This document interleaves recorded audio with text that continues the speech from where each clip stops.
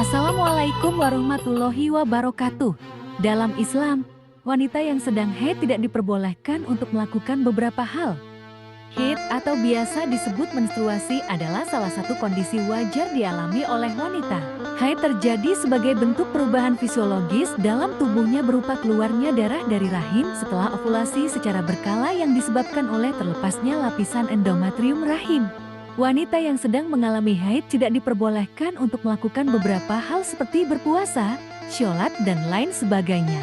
Larangan sholat bagi perempuan haid adalah perkara yang telah jelas karena kesucian dipersyaratkan dalam sholat dan perempuan haid tidak dalam keadaan suci. Adapun puasa tidak dipersyaratkan di dalamnya kesucian, maka larangan puasa bagi perempuan haid itu sifatnya adalah ta'abudi, hal yang berkaitan dengan ibadah. Meskipun perempuan meninggalkan sholat dan puasa, bukan berarti mereka kehilangan pahala. Dalam Islam, wanita memiliki beberapa adab dan aturan untuk melakukan ibadah saat sedang haid, karena dianggap sedang tidak suci. Dalam Al-Quran Surat Al-Baqarah ayat 222, Allah berfirman, "Mereka bertanya kepadamu tentang haid, katakanlah, haid itu adalah suatu kotoran, oleh sebab itu hendaklah kamu menjauhkan diri dari wanita di waktu haid, dan janganlah kamu mendekati mereka sebelum mereka suci. Apabila mereka telah suci, maka campurilah mereka itu di tempat yang diperintahkan Allah kepadamu. Sesungguhnya Allah menyukai orang-orang yang bertaubat dan menyukai orang-orang yang mensucikan diri."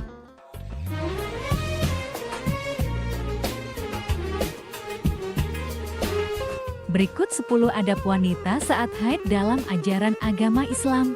Seperti biasa, sebelum itu jangan lupa subscribe, like, share ke teman-teman kalian, komen, dan nyalakan loncengnya. Pertama, tidak boleh melaksanakan sholat. Melaksanakan sholat dalam keadaan memiliki hadas besar sangatlah dilarang. Ketika dalam masa haid, berarti seorang perempuan sedang dalam keadaan tidak suci atau kotor. Oleh karena itu, diperintahkan untuk tidak mengerjakan sholat fardu maupun sunnah kepada perempuan yang sedang haid. Rasulullah Shallallahu Alaihi Wasallam bersabda kepada istrinya Aisyah, "Apabila haid datang, tinggalkanlah sholat." HR Bukhari dan Muslim.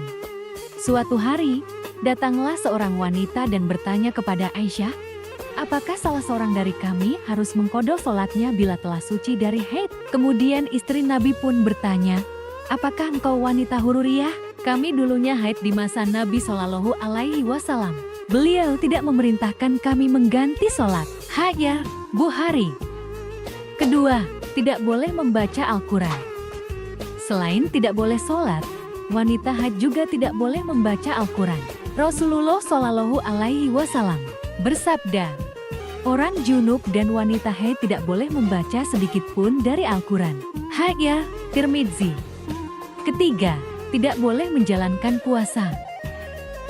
Para ulama sepakat, seorang perempuan yang sedang haid atau masa nifas, maka tidak diperbolehkan berpuasa. Namun, setelah masa haidnya usai, mereka wajib mengganti mengqadha puasa Ramadan. Aisyah menjelaskan, "Kami mengalami hal itu haid, maka kami diperintahkan mengqadha puasa tapi tidak diperintahkan mengqadha sholat." HR Muslim dan Abu Daud. Keempat, dilarang berhubungan badan dengan suami. Perempuan yang sudah memiliki suami, ketika haid dilarang untuk melakukan hubungan badan dengan suaminya karena dirinya sedang dalam keadaan kotor atau tidak suci. Sama seperti yang sudah dijelaskan dalam Surat Al-Baqarah ayat ke-222. Kelima, tetap berkasih sayang dengan suami. Meski tidak boleh melakukan hubungan badan dengan suami, seorang perempuan yang sedang haid tetap diperbolehkan untuk berkasih sayang dengan suami. Hadits riwayat Aisyah radhiyallahu anha, ia berkata, adalah Nabi Shallallahu Alaihi Wasallam. Apabila beriktikaf, beliau mendekatkan kepalanya padaku, lalu aku menyisir rambut beliau. Beliau tidak masuk rumah, kecuali jika ada hajat kemanusiaan. Sahih Muslim nomor 445. Rasulullah Shallallahu Alaihi Wasallam pernah berbaring di pangkuanku sambil membaca Al-Quran, sementara aku sedang haid. Sahih Muslim nomor 454. Keenam, tidak boleh meminta atau mendapatkan talak kepada suami. Ketika seorang suami melakukan talak saat istrinya dalam keadaan haid, maka disebut talak bidi. Talak jenis ini sangat dilarang. Seperti dijelaskan Ibnu Katsir dalam tafsirnya dengan membawa ucapan Ali bin Abi Thalhah dari Ibnu Abbas tentang firman Allah, "Fatalikuhunna li edatihina." Ketujuh, tidak diperbolehkan berdiam diri di dalam masjid. Dalam Al-Majmu' ayat 163, An-Nawawi mengutip ucapan Ahmad bin Hanbal, haram bagi seseorang junub duduk dan berdiam di masjid, tetapi dibolehkan baginya melewatinya karena suatu keperluan. Dilanjutkan lagi, seseorang yang junub boleh berhenti dan duduk di masjid setelah dia berwudu. Hadis tersebut menunjukkan bahwa wanita yang haid diperbolehkan masuk ke dalam masjid jika ia mampu memenuhi dua syarat, yaitu ia memiliki hajat yang harus ia tunaikan dan tidak boleh mengotori masjid, artinya ia bisa menjamin darah tersebut tidak akan keluar. Kedelapan, tetap menjalankan ibadah yang diperbolehkan. Meskipun dalam keadaan yang tidak suci, perempuan yang sedang haid tetap dapat menjalankan ibadah yang diperbolehkan seperti berzikir, berdoa, bersholawat, mengingat nama Allah dengan membaca Asmaul Husna dan lain sebagainya. Kesembilan, tetap belajar dan mengamalkan ilmu agama. Meskipun sedang haid, bukan berarti dapat bermalas-malasan. Perempuan muslim yang sedang haid harus tetap belajar dan mengamalkan ilmu agama seperti membaca-baca buku Islam, mendengarkan ceramah, mendengarkan murotal, bersedekah atau melakukan amal sosial keagamaan lainnya. Kesepuluh, saat melakukan ibadah haji, tidak boleh tawaf ketika haid.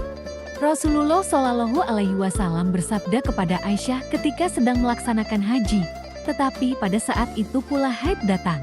Kerjakanlah segala yang dikerjakan oleh orang yang sedang berhaji, tetapi jangan melakukan tawaf. Hadis Bukhari dan Muslim. Itulah 10 adab wanita saat haid dalam ajaran agama Islam. Oleh karena itu, jangan lupa subscribe, like, share ke teman-teman kalian, komen dan klik tombol loncengnya. Semoga bermanfaat. Wabillahi taufiq wal hidayah. Wassalamualaikum warahmatullahi wabarakatuh.